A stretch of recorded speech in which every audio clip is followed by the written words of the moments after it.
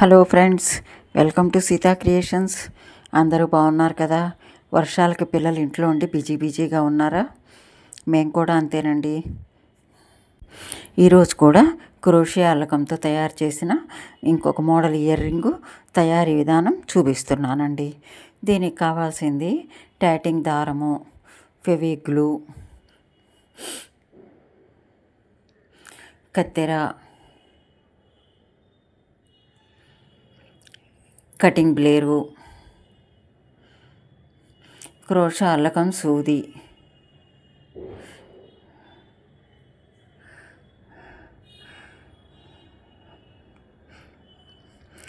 Hook, చిన్న రింగులు, పెద్ద ముత్యం, హ్యాంగింగ్ చేయడానికని పెద్ద ముత్యం అండి. ఇంతేనండి కావాల్సింది. ఇప్పుడు వచ్చేసి 6 గొలుసులు వేసుకోవాలండి. ఇది వచ్చేసి టైట్ చేసేసి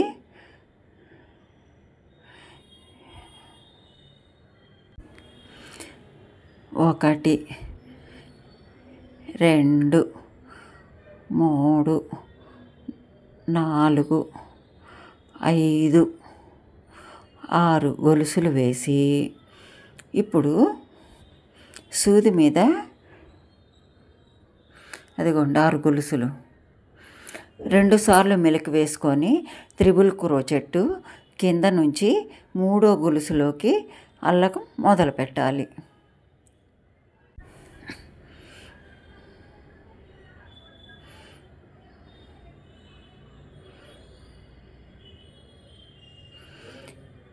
త్రిబుల్ క్రోచెట్ అంటే సూది మీద 2 సార్లు మెలిక వేసుకొని అల్లేదాన్ని త్రిబుల్ క్రోచెట్ అంటారు. అదే గొలుసులోకి మొత్తం 5 సార్లు త్రిబుల్ క్రోచెట్ అల్లాలి.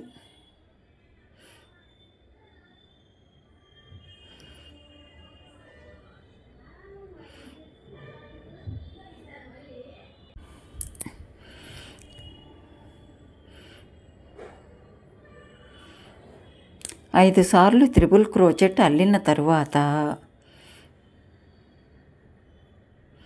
అదే గొలుసులోకండి, వేరే గొలుసులోకి ఏం అక్కర్లేదు.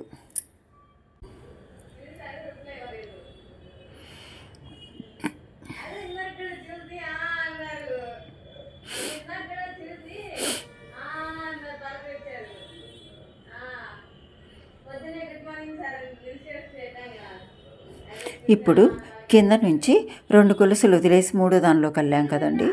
ఒక గొలుసును వదిలేసి 2వ గొలుసులోకి డబల్ క్రోచెట్టు సూది మీద ఒకసారి మెలిక వేసుకునే డబల్ క్రోచెట్టు 2 సార్లు అల్లాలి.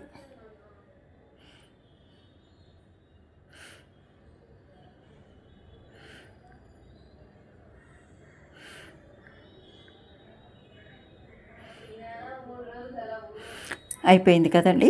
ఇప్పుడు వచ్చేసి ఇంకొక గొలుసు ఉంది కదా, ఆ గొలుసులోకి సింగిల్ క్రోచెట్ అల్లాలి. అంటే సూది మీద మెలిక లేకుండా అల్లుకుంటూ రావటం. 2 సార్లు అల్లాలండి సింగిల్ క్రోచెట్.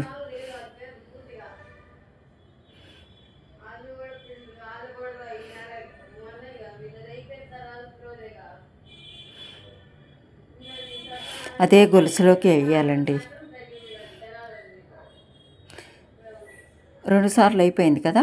ఇప్పుడు 3 గొలుసులు వేసుకొని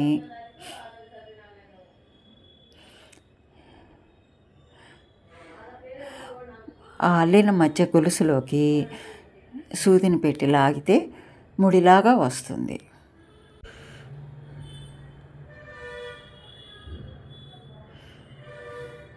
ఇప్పుడు అల్లకాన్ని ఈ పక్కకి తిప్పుకొని ఇందాక సింగిల్ క్రోచెట్ వేసాం కదండి, అదే గొలుసులోకి మళ్ళీ 2 సింగిల్ క్రోచెట్ అల్లుకోవాలి. అదే గొలుసులోకండి, వేరే గొలుసులోకి ఏం అక్కర్లేదు. ఇప్పుడు దానిపైన ఒక గొలుసులోకి 2 డబల్ క్రోచెట్ అల్లాం కదా, అదే గొలుసులోకి మళ్ళీ 2 డబల్ క్రోచెట్టు.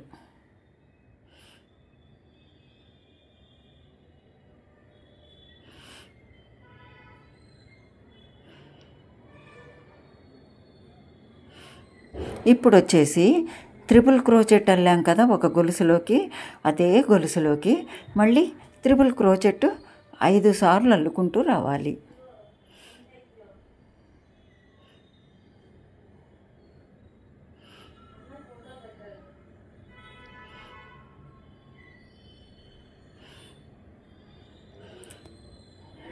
ఇది రెండోసారి.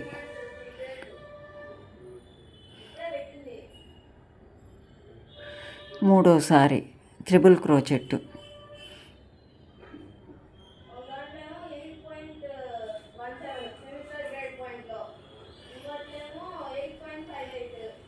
నాలుగోసారి.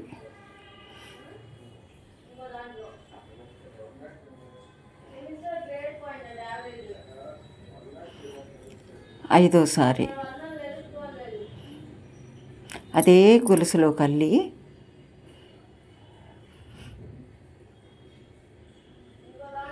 ఇప్పుడు 3 గొలుసులు వేసుకోవాలి.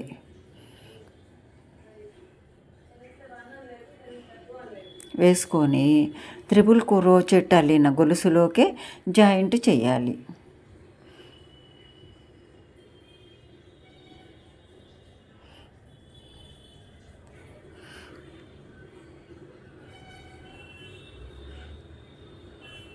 ఇప్పుడు కంటిన్యూ చేయాలి కదండి, దానికోసమని 6 గొలుసులు వేసుకోవాలి.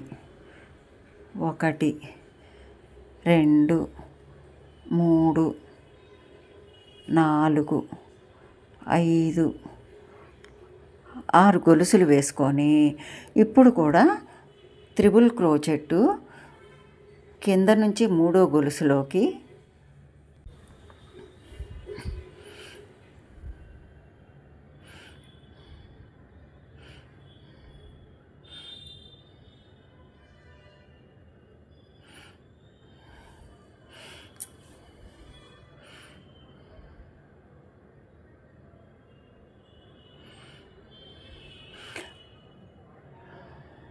ఐదు సార్లు అల్లాలి.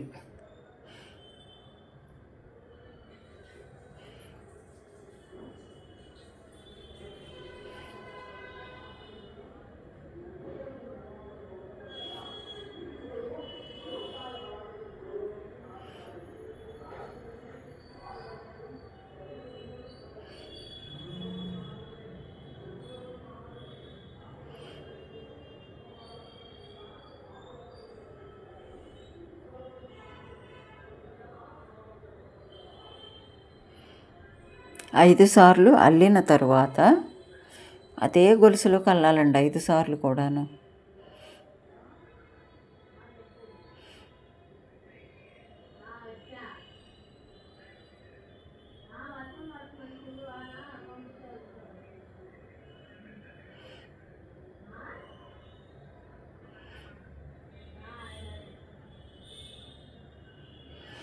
ఐదు సార్లు అయిపోయింది.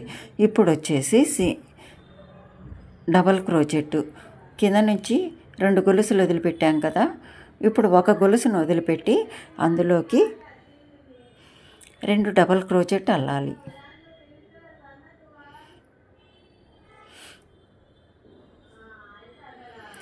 రెండు డబల్ క్రోచెట్ అల్లిన తర్వాత ఒక గొలుసు ఉంది కదా ఇంకా, ఇప్పుడు అందులోకి సింగిల్ క్రోచెట్ 2 సార్లు అల్లాలి.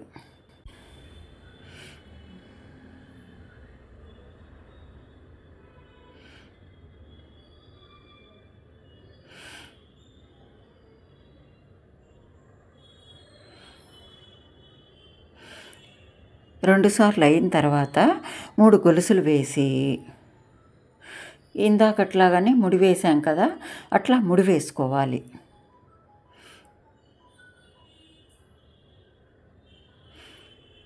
ఇప్పుడు కొంచెం అల్లకాన్ని అటు పక్కకి తిప్పుకొని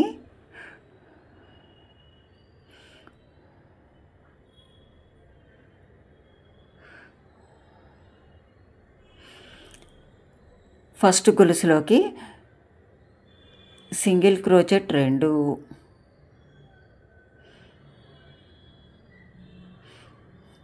రెండో గొలుసులోకి డబల్ క్రోచెట్ 2, ఇందాక వేసాం కదండి డబల్ క్రోచెట్ అదే గొలుసులోకి మళ్ళీ వేసుకోవాలి.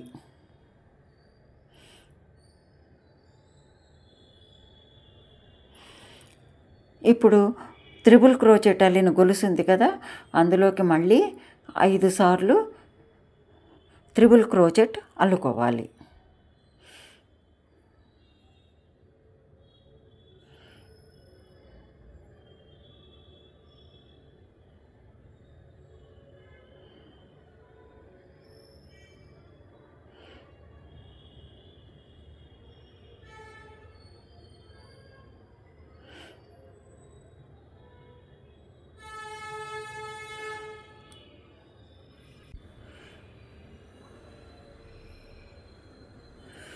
ఐదు సార్లు అయిపోయిన తర్వాత 3 గొలుసులు వేసుకొని అదే గొలుసులోకి జాయింట్ చేసేసుకోవాలి.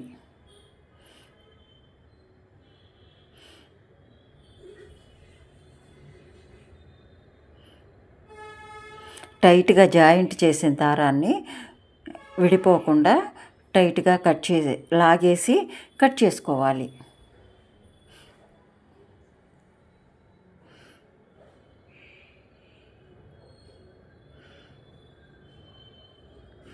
ఇప్పుడు ఇట్లాగొస్తుంది. ఆ కొసలన్నీ కట్ చేసి ఫినిషింగ్ చేసుకోవాలి. ఆ కొసలు ఊడి రాకుండా ఉండటం కోసం ఫెవిగ్లూ తోటి అంటించేసేయాలి.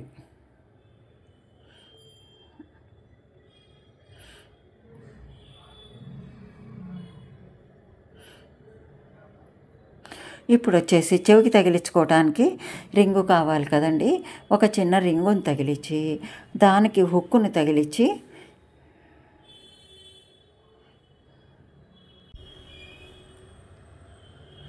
హుక్కును కూడా తగిలించుకొని ఆ రింగుని కటింగ్ బ్లేడ్ సాయంతో నీట్గా సెట్ చేసుకోవాలి.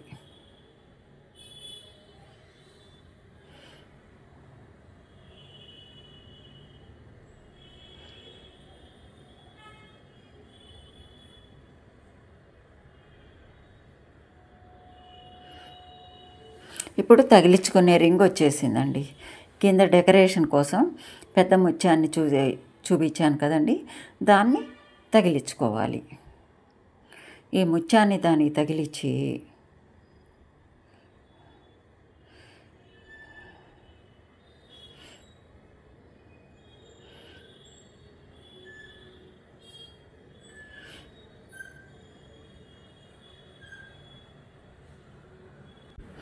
దీన్ని కూడా కటింగ్ బ్లేడ్ సాయంతో చక్కగా నీట్గా సెట్ చేసుకోవాలి.